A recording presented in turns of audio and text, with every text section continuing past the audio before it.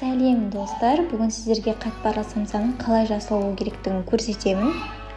Ол үшін ең алдымен ұнымызға 50 грамм сары майымызды қосып, 1,5 қасық тұз салып, жақсылап қаттылау қамыр илейміз.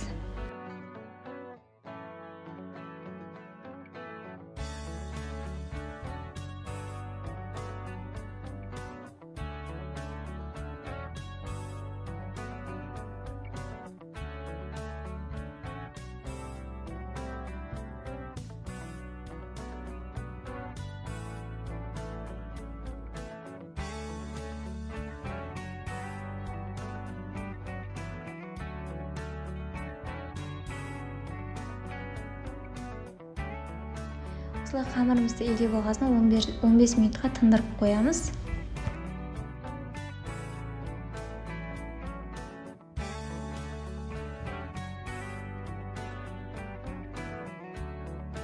Он бес минуттан кейін алып, қайтадан тағы бір қайтарып, тағы да 15 минутқа қоямыз.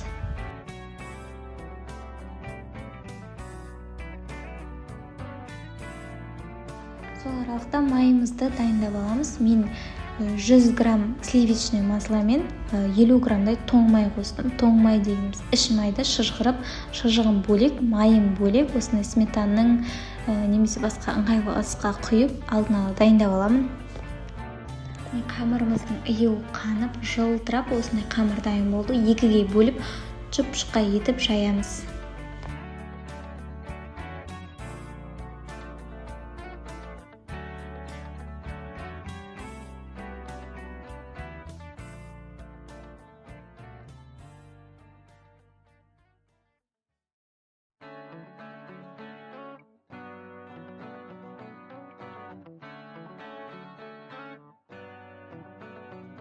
Жұп-жұқа етіп жайып алған қамырымызға майымызды жағып, барлық жеріне жеткізіп тұрып жағамыз.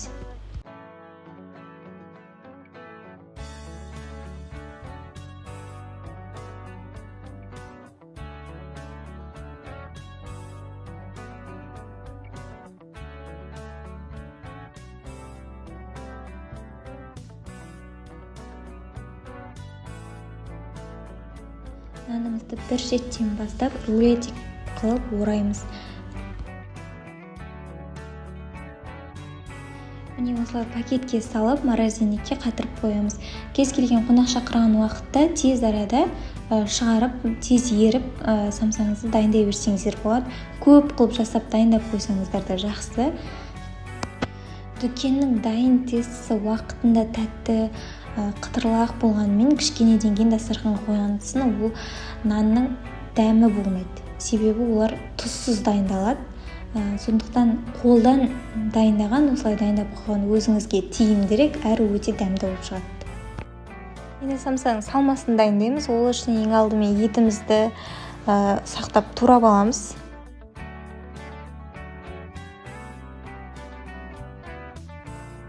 Фаршты қолдансаңыздар да болады, бірақ етті осылай турап салған өте дәмдірек болып шығады. Пияздың көбірек болғаны жақсы, себебі самсам сочный, дәмдірек болып шығады. Бір картоп және асқабағымызды да барлығын ұсақтап турап дайындап аламыз.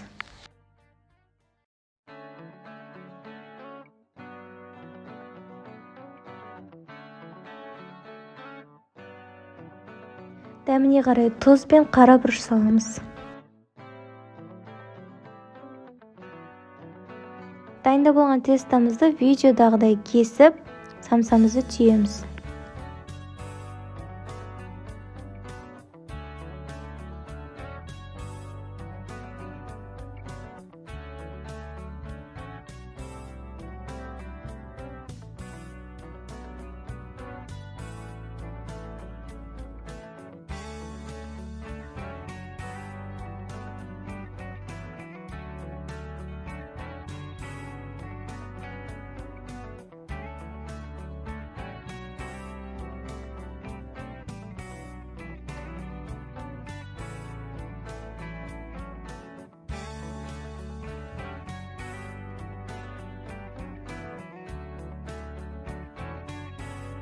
самсаларымыз қызарып әдемі болып пісу үшін бетіне жұмыртқа жағамыз.